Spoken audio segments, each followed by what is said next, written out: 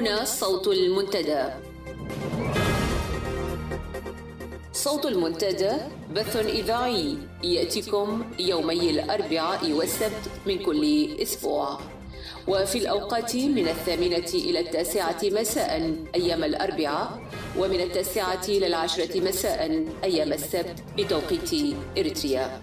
صوت المنتدى على الموجة القصيرة 15245 كيلو هرتز أو 19 متر باند. صوت المنتدى على مدى 24 ساعة في القمر الصناعي النايلسات ب8 درجات غربا، وعلى تردد 11678 للاستقطاب الرأسي. صوت المنتدى إعلام مستقل وحوار وطني بناء. صوت المنتدى.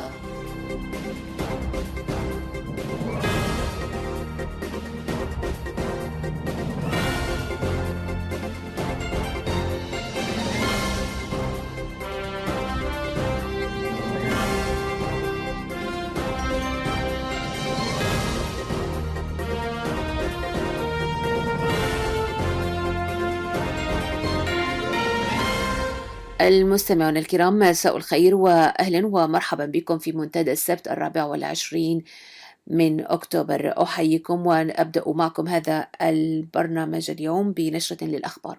بعد ذلك نستمع إلى تعليق المنتدى بعنوان هل أنا مواطن صالح؟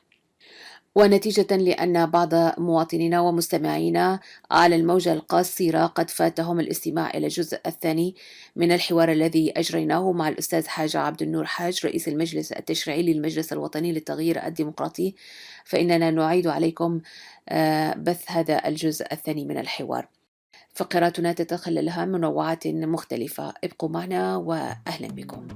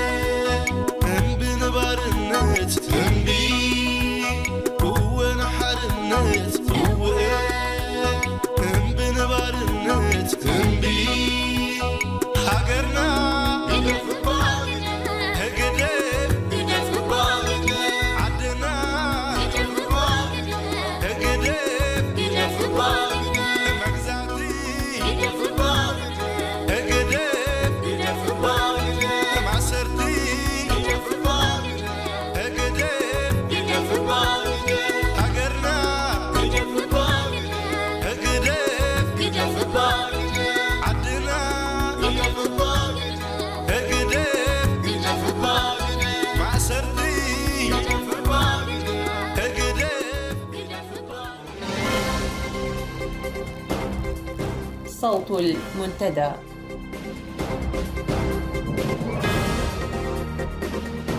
في نشرة هذا المساء، عصبة أسمرة تجري لقاءات سرية مع بعض المتهمين في جرائم الإتجار بالبشر والذين يتخذون من مدينتي الخرطوم وكسلا مقرا لهم. حملات تفتيش واسعة تجريها السلطات الحاكمة تشمل العصب وطيعة وتجابه بمقاومة شعبية. رسالة سرية وعاجلة تبعث بها وزارة الزراعة إلى رئيس العصبة تؤكد تعرض البلاد إلى جفاف وشح في المواد الغذائية. الاتحاد الأوروبي يحث إريتريا على احترام حقوق الإنسان، والاتحاد البرلماني الدولي قلق على مصير برلمانيين معتقلين في العراق وماليزيا وإريتريا.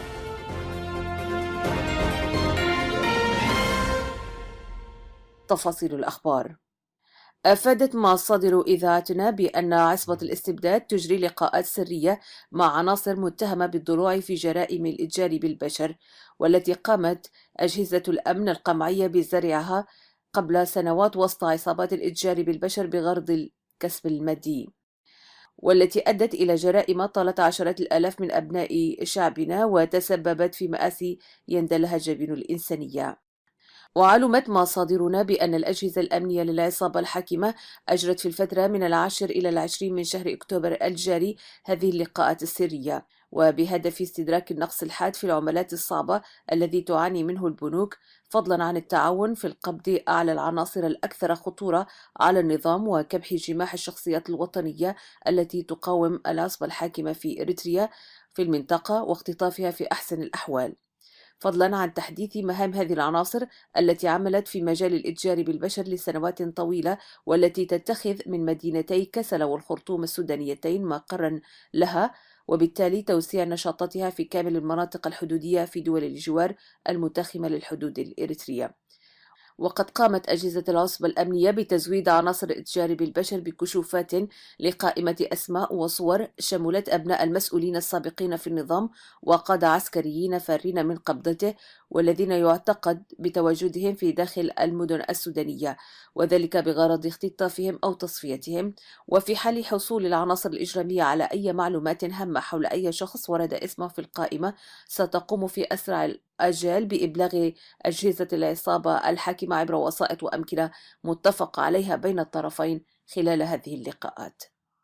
وفي هذا السياق أوضحت مصادر المنتدى أن بعض هذه العناصر المشهورة التي مارست الكثير من الأعمال الإجرامية بحق آلاف مؤلفة من الإريتريين تلقت دورة تأهيلية خاصة استمرت ل10 أيام في مدينة تسني، وأرسلت فورا إلى مهماتها السرية في السودان.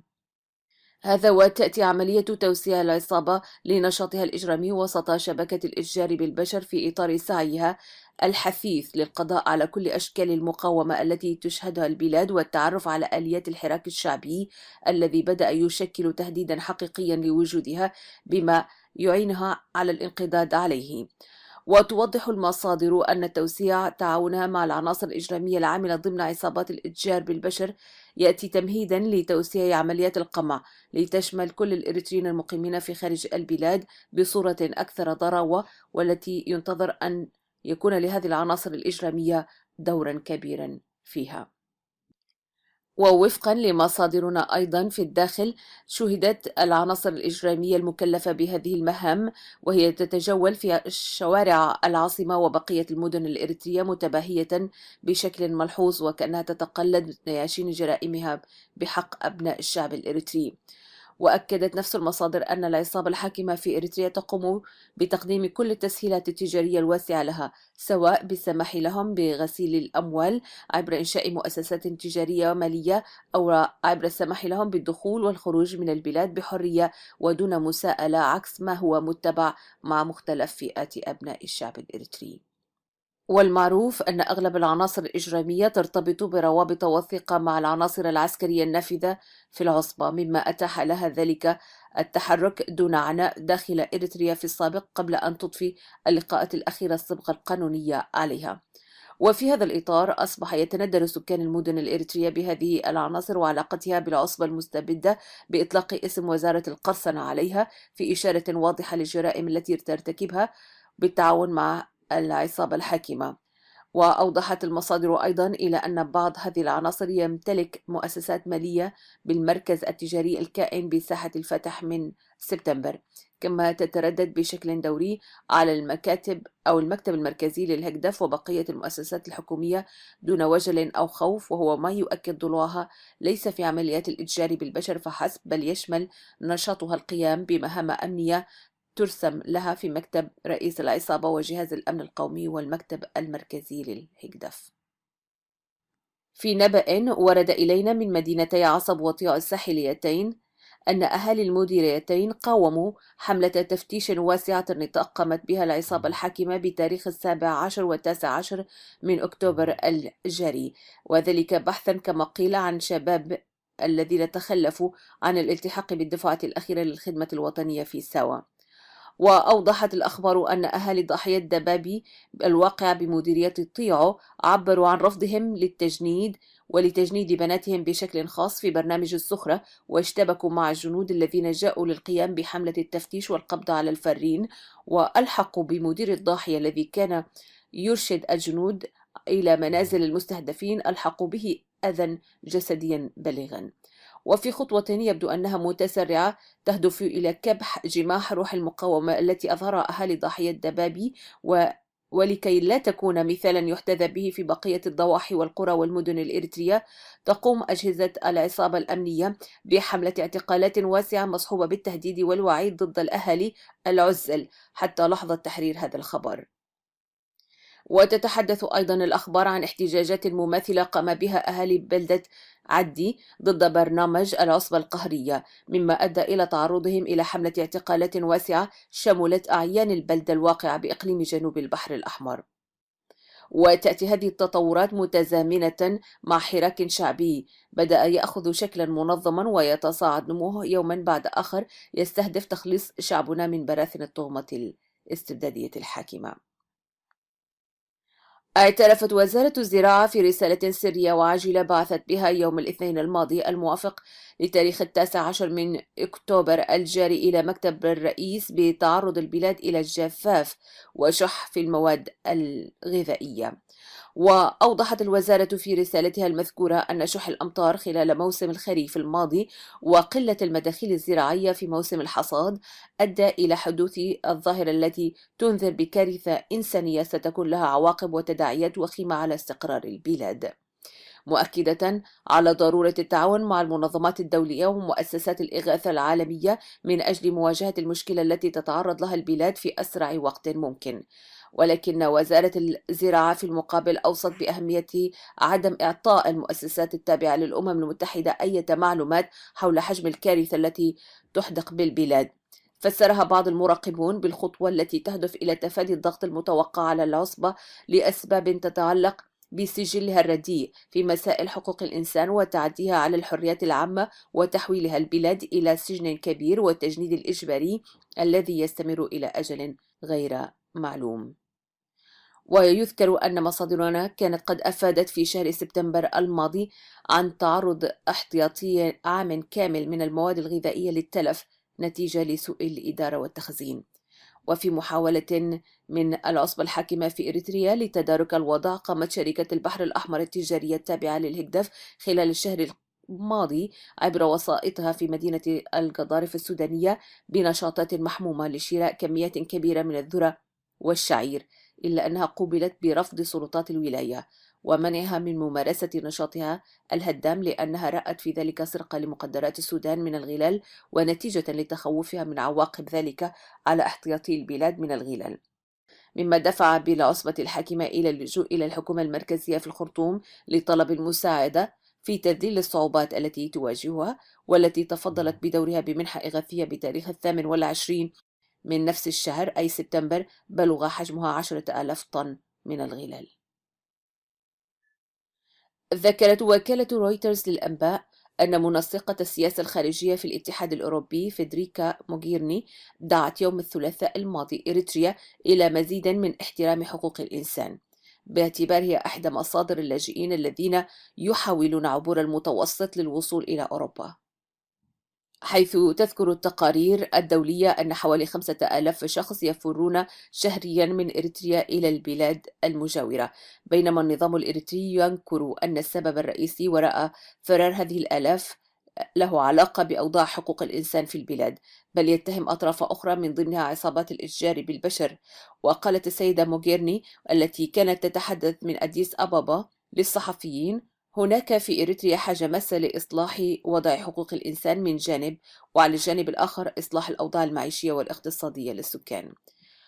وأضافت قائلة أن الدول الأعضاء 28 تواجه أكبر حالة لجوء منذ الحرب العالمية الثانية جعلتها في مفترق طرق، ولهذا أعلن الاتحاد الأوروبي عن منحة مقدارها 200 مليون يورو للنظام الإريتري، أي ما يعادل 226.72 مليون دولار تمنح له في نهاية العام في محاولة لإصلاح الأوضاع المعيشية والحد من ظاهرة اللجوء.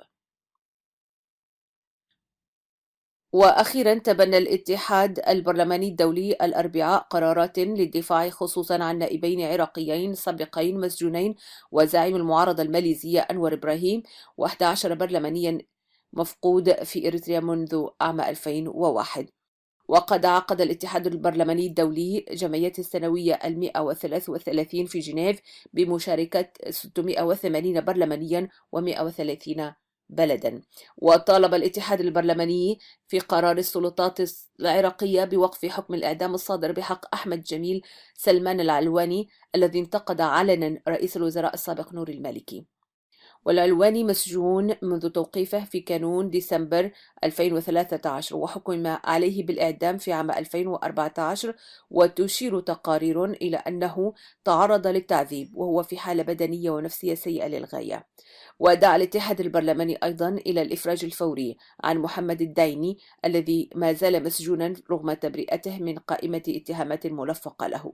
ومحمد الدايني الذي أجرى تحقيقات حول أماكن اعتقال سرية وظروف الاعتقال في العراق رفعت عنه الحصانة البرلمانية بعد اتهامه بتنظيم هجوم انتحاري بالقنبلة على البرلمان عام 2007.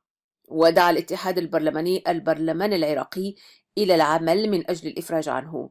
كما طالب العراق بإجراء محاكمة استئناف فورية ومنصفة للعلواني وبتوفير العناية الطبية وظروف اعتقال متطابقة مع المعايير الدولية. نهاية النشر.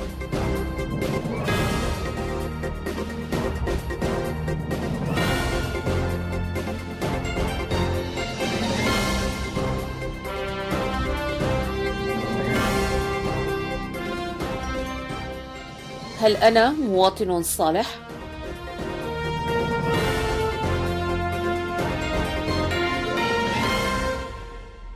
جوهر المسألة أو الرسالة التي نحن بصددها الآن هي أن مسألة الإقرار بقبول الآخر المختلف وتجسيد ذلك عمليا يعد حجر الزاوية نحو السلام والاستقرار والنماء.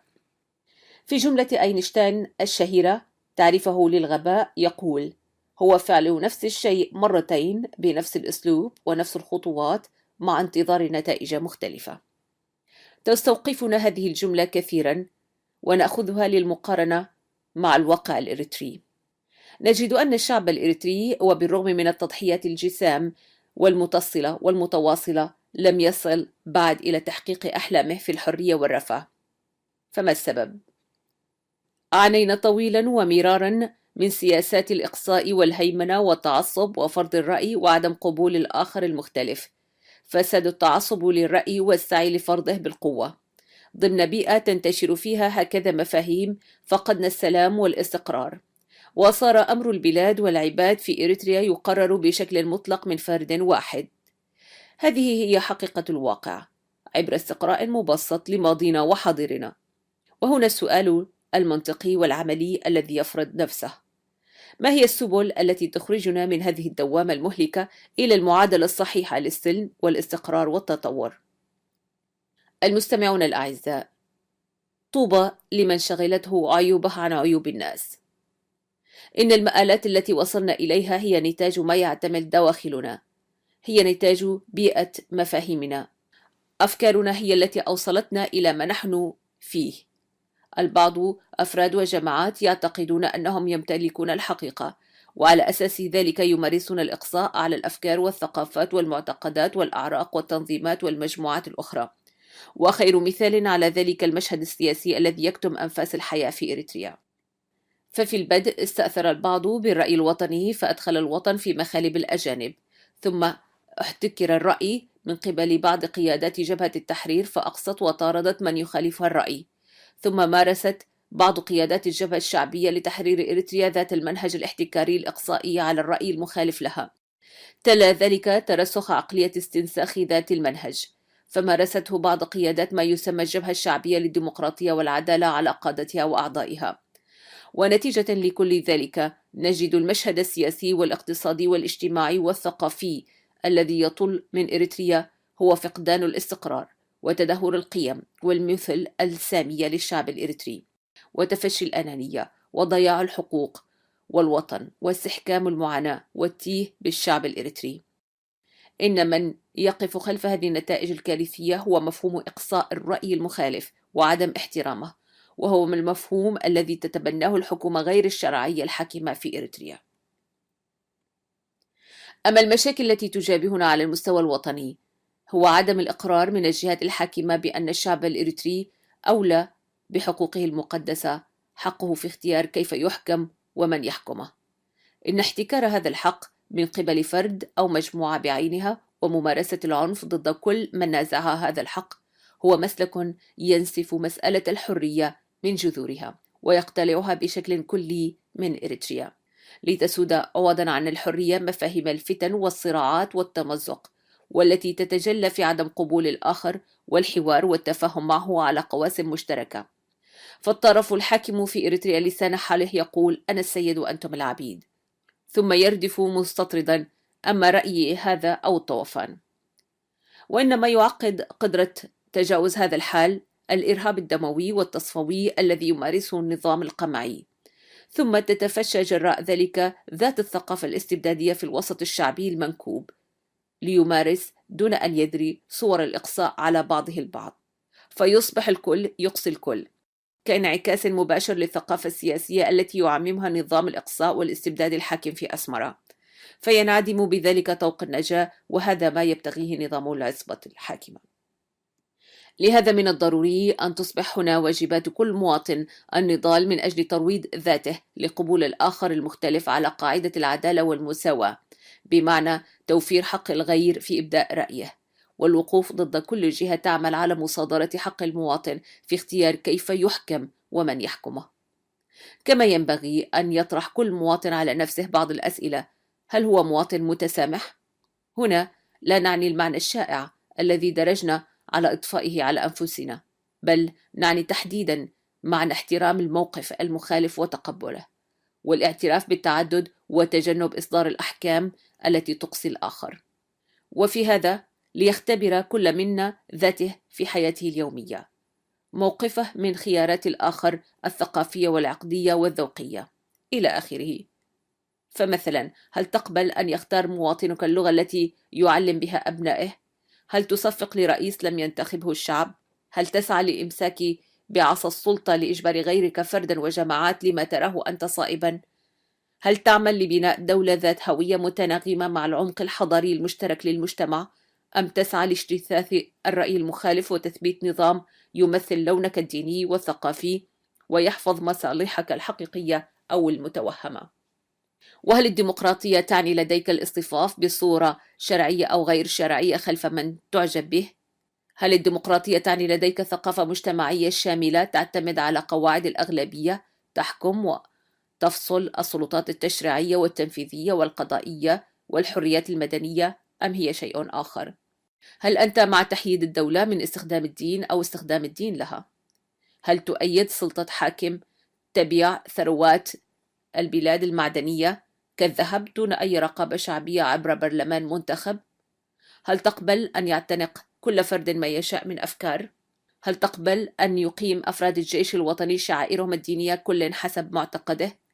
هل تتقبل أن ينتقد من تعتبره قائدا لك؟ وهل تتقبل أن يعقد نظام الحكم صفقات سرية وفقا لها يسمسر في الأراضي السيادية لكل من يدفع الريالات؟ هل تقبل الرأي الآخر وتحترمه مهما خالف رأيك، أم تعمل على شيطنته وإقصائه؟ إن تراثنا الشعبي وافر الثراء بقيم القبول للآخر واحترامه، على عكس ثقافة المواطن المستعبد التي تنشرها سلطة الاستبداد الحاكمة. علاوة على هذا، نجد أن فلسفة التنوير التي صاغها مفكرون عظام سعت إلى وضع الأفكار والمعتقدات والمسلمات القديمة موضع مساءلة، وذلك بإعادة الاعتبار إلى العقل ومنحه المكانة الأولى في المعرفة وصياغة القيم الفكرية. ففي الدولة المدنية الحديثة الحرية تعني تحمل مسؤولية آراء ومصالح الآخر، فيتعامل المرء مع تعدد الآراء ويعتاد على وجود أكثر من صح واحد، والتفريق بين ما اعتاد عليه وما بين الصواب والخطأ، فلا يعاديه لمجرد اختلافه، إنما يتقبله بوصفه ضرورة من ضرورات الحرية، والتي يستقيم بها معنى المواطنة في الدولة المدنية الحديثة. فدلالات التسامح قرينة، وحق المغايرة والاختلاف بوصفه حقا أساسيا من حقوق الإنسان، والانطلاق من مبدأ المساواة الذي لا يرى الآخر أدنى أو أقل. هذا المفهوم هو القاعدة الأساسية لبناء السلم والاستقرار الضروريان للتطور في المجالات كافة. أكدت الفلسفات الفكرية أن التسامح وبناء الأوطان مبني على دعامتين. الدعامة الأولى هي ما من أحد أو فئة يمكن أن تحتكر المعرفة وتتوهم هي أو يتوهم هو وحده أنه قادر على القول الفصل.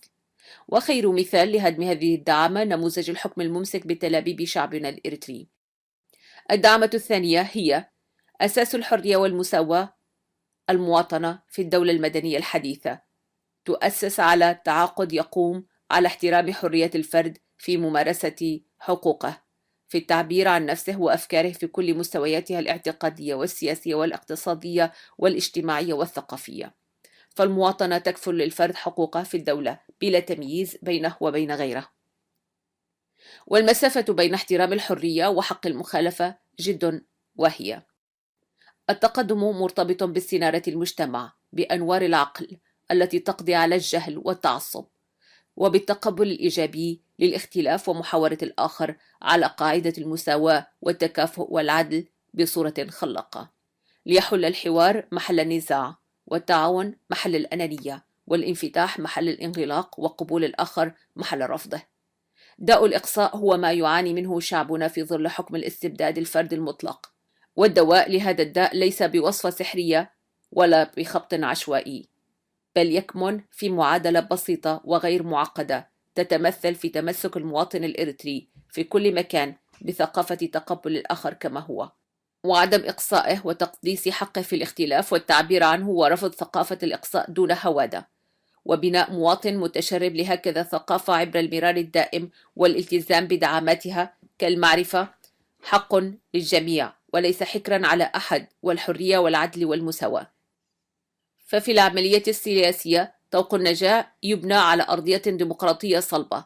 هذه هي الرؤية المنقذة من دوامة المأساة التي طال أمدها، وهي ليس بالمسألة الصعبة فقط، يتطلب الأمر الإقرار بها ثم المران عليها والدفاع عنها والتضحية من أجلها، فهي مهمة كل مواطن وليست مهمة جهة بعينها. وعدوها الأول هو النظام الديكتاتوري وجوقة الغوغاء المشبعة بثقافة الإقصاء المعبرة عن نفسها بمقولة نحن هو وهو نحن. وآخر ما يمكننا قوله: كل منا عليه الإجابة بنفسه على السؤال المطروح في المقال: هل أنا مواطن صالح؟ بمفردات أخرى، هل أنا مواطن يدعم المفهوم الذي يقول حق كل مواطن أن يختار كيف يحكم ومن يحكمه دون وصاية من أحد؟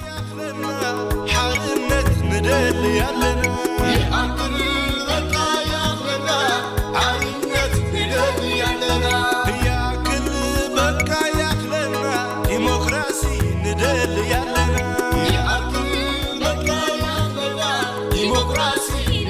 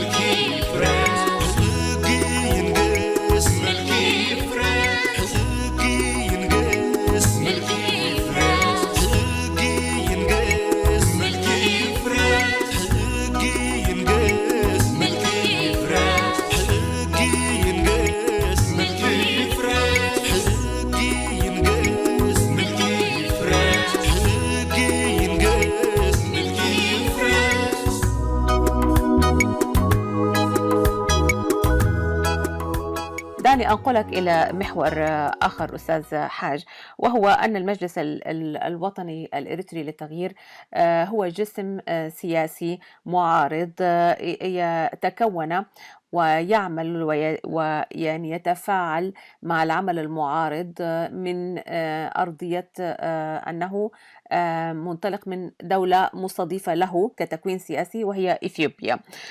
الكثير طبعا ينظر إلى هذا كعامل ربما عامل إضعاف، وآخرون ينظرون إليه ربما كعامل قوة، يختلف كل على حسب توجهاته وأجندته. اليوم هذه الدولة المضيفة يؤخذ عليها أنها تتحكم، كما يعني قد يحاجج الكثيرون أنها تتحكم في قرارات المجلس، في سير المجلس، في أيضا خلافات المجلس. فإلى أي مدى هذا حقيقي؟ ما هي علاقة المجلس بالدولة المضيفة له؟ هل لك أن تضيء لنا هذه العلاقة بشكل أوسع للفائدة؟ بالنسبة للمجلس، طبعا هو مش كله موجود في اثيوبيا. مهم. يعني هو فعلا المؤتمر انعقد في اثيوبيا، ولكن الناس اللي شاركوا فيه زي ما ذكرنا من مختلف بقاع العالم، وأعضاء المجلس منتشرين في معمورة. آه، صحيح المقر حاليا مكاتب والعمل اليومي والروتين موجود في اثيوبيا ايضا، مهم. لكن يعني الفروع برضو موجودة في القطاعات كلها، قطاع أوروبا، قطاع شمال أمريكا وكندا وأستراليا والسودان أو الشرق الأوسط، كله يعني فيه أعضاء مجلس وفيه فروع يعني منضوية تحت المجلس، يعني بتعمل مم. نشاطاتها زيها وزي المعارض الباقية وكده. مهم. من الناحية السودين أو الدولة المضيفة في اثيوبيا، هي طبعا تعتبر دولة صديقة، والائتلاف الحاكم في اثيوبيا هو من أوائل الدول اللي اعترفت باستقلال إريتريا. مهم. والآن يعني نحن بتجمعنا مصلحة مشتركة، النظام الدكتاتوري في إريتريا يعني بيمثل عامل عدم استقرار في المنطقة. مم. وأنت زي ما عارفة بالضبط. يعني عمل إشكالية للمنطقة كلها، مم. وخاض حروب يعني عبثية مع جيبوتي ومع اليمن مع اثيوبيا. فبالتالي يعني مجمع عليه انه هو عامل عدم استقرار في المنطقة، مم. وبالذات يعني اثيوبيا يمكن يعني هو يعني اسقاط النظام او زوال هذا النظام بيمثل يعني على حسب السياسة الاثيوبية، وانه يعني هم عشان يتفرغوا لتنميتهم، عشان يعملوا في يعني باستقرار، وباعتبار استقرار اريتريا هو يمثل استقرار اثيوبيا والعكس صحيح. هذه وفي الاول يعني نحن هذا النظام يعني جاسم على صدر شعبنا، ونحن المسؤولين من ازالته، ونحن المتحملين هذه المسؤولية. ومسؤولية إسقاط النظام هي مسؤولية الإريتريين يعني نعم. قبل وكل شيء.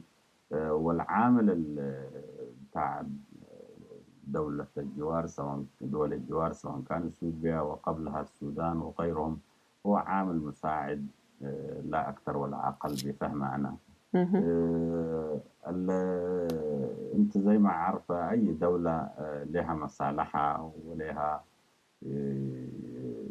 أجندتها ولها يعني أشياء، يعني نحن يعني ما بصدد الآن الحديث عنها، مهم. لكن معروف إنه أي دولة لها مصلحتها. يعني اثيوبيا ما تدعم المعارضة، وأي بالتأكيد. دولة أخرى برضو عشان تخش الجنة يعني. طبعا يعني العمل يعني تحكم مصالح بالتأكيد. مصالح مم. مصالح زي مم. ما يعني إيران عندها مصلحة في العراق، وزي ما كل الدول.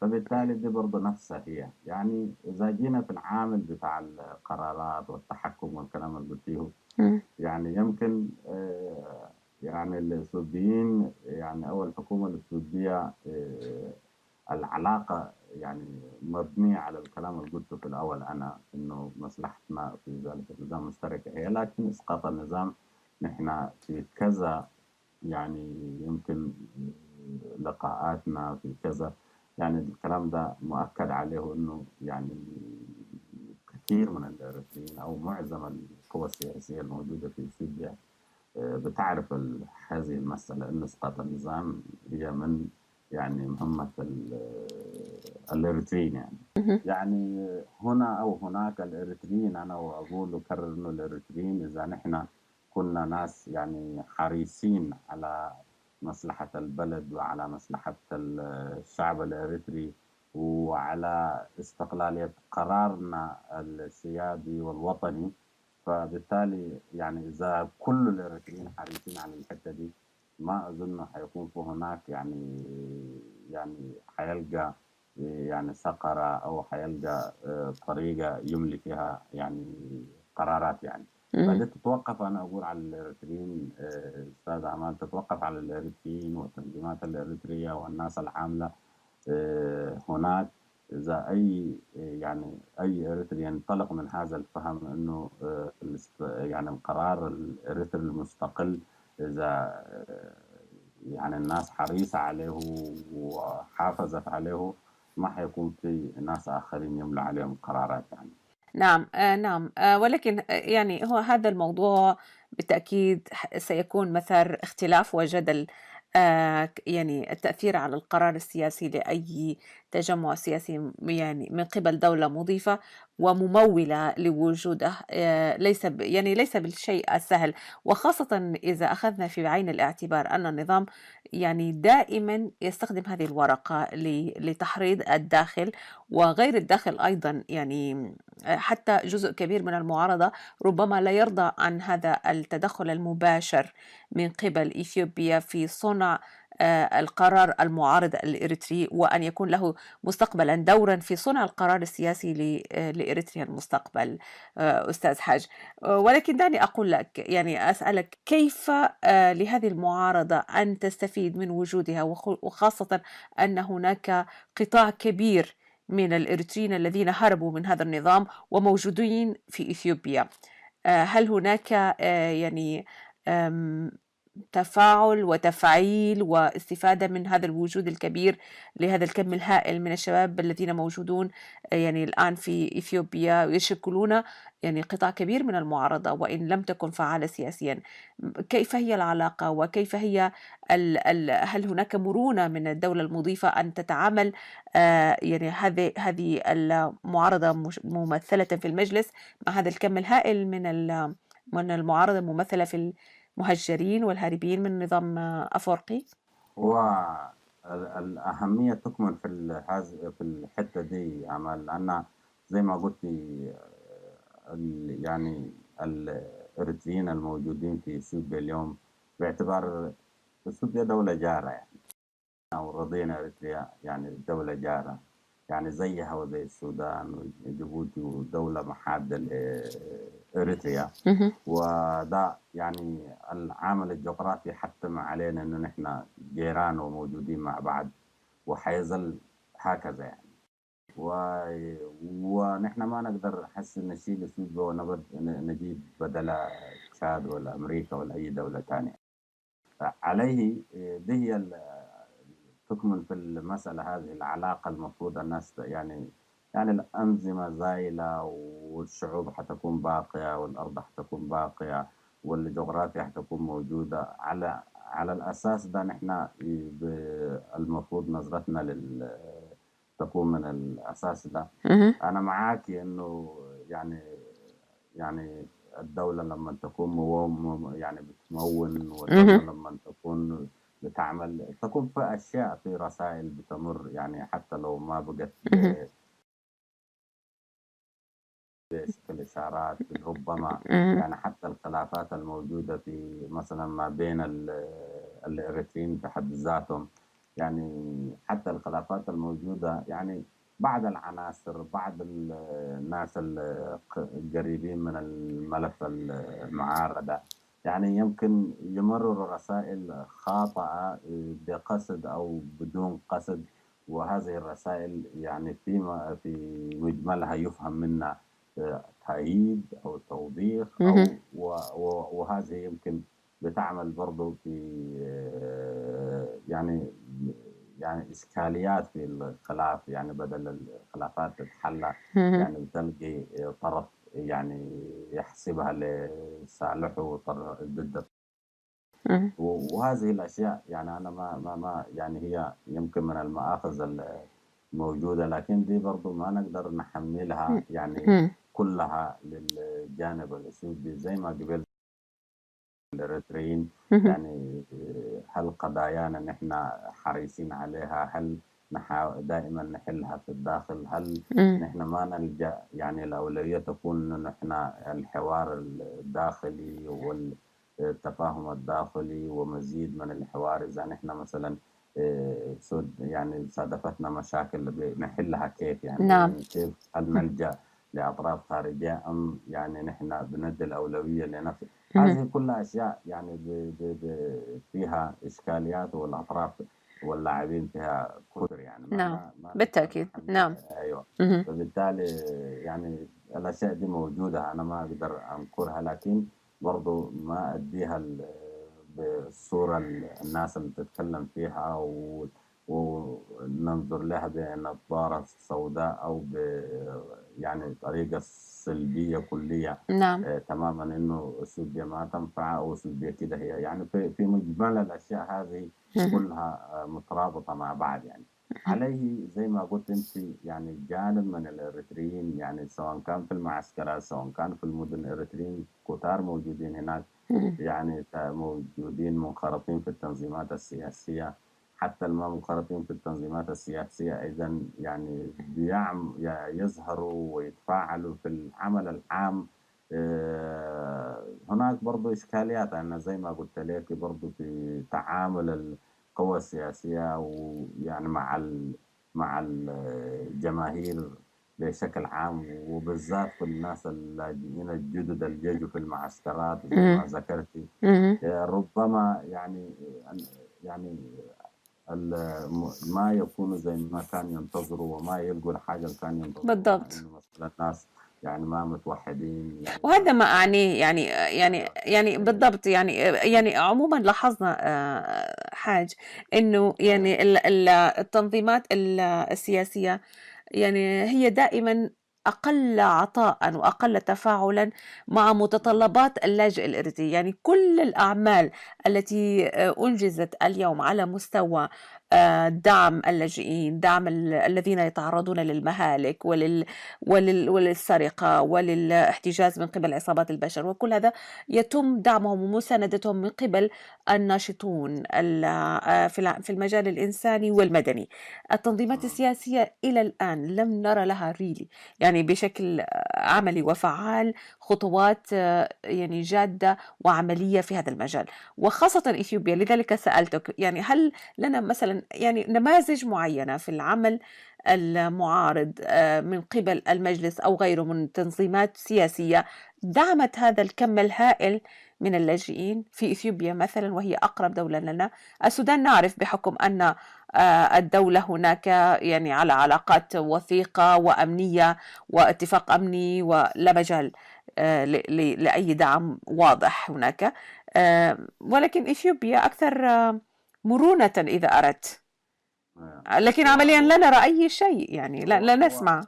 مم. هو يعني يمكن زي ما ذكرت الضعف موجود، يعني في يعني ما اقدر اقول لك انا حاسه في دعم يعني للاجئين او في، لكن العمل برضه يعني التنظيمات السياسيه ايضا. انا اذكر لما كنا في التحالف الديمقراطي الاريتري، مم. يعني في دراسات يعني ومسح جرى للاجئين الاريتريين والشباب اللي يجوا هاربين من هناك، والقضايا اللي يتعرضوا لها والإشكاليات، ثم يعني رفع هذه القضايا إلى الجهات الموجودة مثلا محليا في إثيوبيا، والناس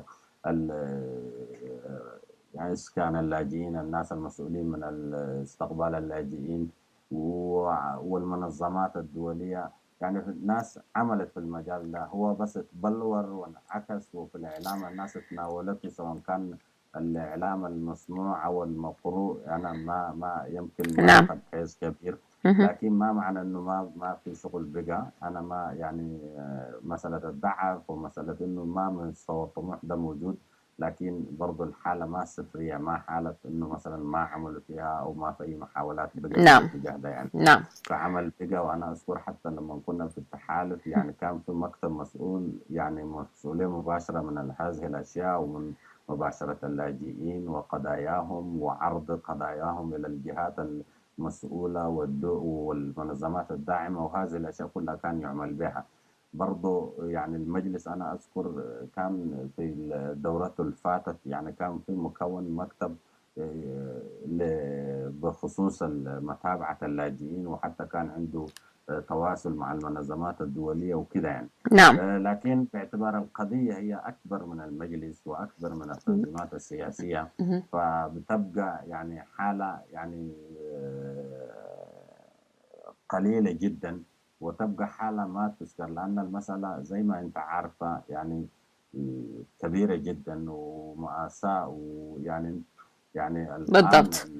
يعني السجلات بتاع المنظمات الدولية تقول إنه يعني 5000 شهري إريتريين ينزحوا إلى السودان وإلى إثيوبيا وكده. بالضبط. وبالتالي ده إذا قارنته مع إمكانيات التنظيمات السياسية، إمكانياتها متواضعة جدا جدا، مم. مكونة من أفراد هم ذاتهم في حاجة إلى يعني بالضبط. ناس عايشين في المهجر، ومبادرات هي وما أكثر من كده. مهم. ناس يعني كونوا نفسهم وسموا نفسهم تنظيم وتأطروا وعملوا لهم عناية، فبالتالي يعني أكبر من تحديات يعني كبيرة بالتأكيد. تحديات كبيرة هي بالتأكيد. هي الإشكالية الموجودة يعني. نعم. إذن يعني لا نريد هنا أن في هذا الحوار أن نكون يعني سلبيين في تناولنا لهذا الموضوع، ونحن ندرك حجم التحديات على المجلس وعلى على المعارضة بشكل عام، وإن كانت التحديات في الداخل هي أكبر.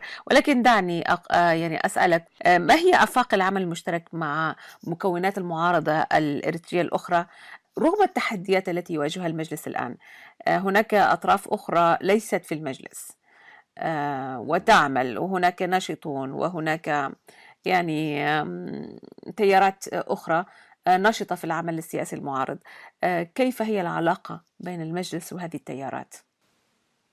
صحيح، هو المجلس يعني ما يمثل كل المعارض الإريترية، مم. وما كل الناس منضوية تحت المجلس. والمجلس يعني يمكن في الفترة الأولى الناس يعني كانت تقول إنه المجلس الوطني بدون كل المعارضين وكل الإريتريين اللي بيعارضوا موجودين داخل المجلس وكده.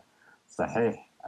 إذا جينا في الكم يمكن أكبر عدد يعني سواء كان من التنظيمات السياسية أو من المنظمات المدنية يعني، وبالذات في السنوات الأولى كلها أو معظمها لو ما قلنا كلها انضمت في المجلس. يعني دخلت يعني قريب يعني 15 تنظيم سياسي وحزب سياسي كان موجودين في المجلس للآن. مهم. والفترة دي يمكن كانوا قريب 20 فيما بعد، بغض النظر عن فعالية هذه التنظيمات يعني، لكن كلها الكم ده كله موجود في المجلس. مهم. أيضا المجتمع المدني يعني لو ما بقى أكثر ما يكون أقل من ده، برضه موجودين مستقلين، موجودين ناس يعني جو منتخبين من أقاليمهم، من أستراليا، من أمريكا، من الجماهير الإريترية اللي جات مثلت يعني مناطقها في أواسا برضه دخلت المجلس. فبالتالي يعني عدد هائل هو الموجود داخل المجلس. وده هو يمكن السبب اللي كان الجماهير الإريترية يعني كانت وضعت آمال عريضة على المجلس. وزي ما أنت قبل ذكرت في افتتاحية مهم. اللقاء إنه الإريتريين استبشروا بهذا المجلس وفرحوا وكانوا مسرورين، وكانوا يعلّق عليه آمال عريضة، لكن للأسف يعني الأمور يعني ما مشت زي ما الناس كان تتمنى. وعليه يعني الآن يعني إذا جينا هسه وقيّمنا أو شُفنا الساحة الإريترية صحيح زي ما أنتِ قُلتِ، اهم، بغض النظر عن عددها في منظمات وفي تنظيمات خارج المجلس يعني.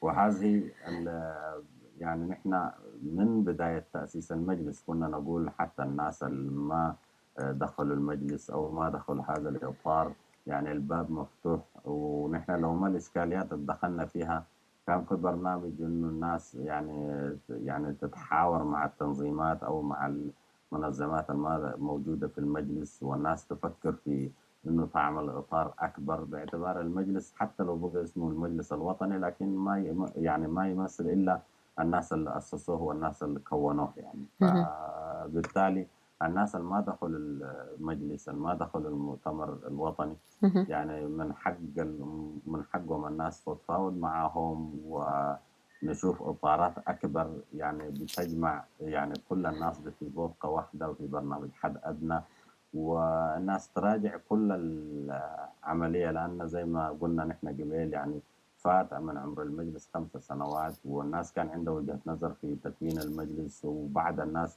كان ترى إنه يعني في إشكاليات في تكوينه وفي تأسيسه وفي الأسس اللي وضعت له. الآن الناس اللي دخلوا المجلس الموجودين داخل المجلس برضه لهم تقويماتهم. فالناس لا الناس اللي دخلت المجلس ما مشت كويس، ولا الناس اللي ما دخلت المجلس برضه ما مشت كويس. نعم، فبالتالي المفروض الآن دي محطة الناس تراجع فيها نفسها وتشوف الإخفاقات اللي حصلت وتقيم التجارب من الجانبين، الجانب اللي كان ارتضى إنه دخل المجلس والناس اللي ما دخلت برضه. لأن نحن يعني عشان نواجه هذا النظام وعشان نسقط هذا النظام، النظام ده فيه ماسك البلد وفيه ماسك الثروات وماسك الشعب وماسك الأشياء دي كلها، يعني خلافاتنا هو يستثمر فيها. إمم، يعني كان ما يعني بقينا على قلب رجل واحد، وكان ما توحدنا، وكان ما يعني طمنا الشعب الإريتري في الداخل وقلنا والله نحن موجودين مع بعض وقاعد نشتغل مع بعض وحنشتغل مع بعض. ويعني تطمينات رسائل تطمينية كان ما أرسلنا إلى الداخل.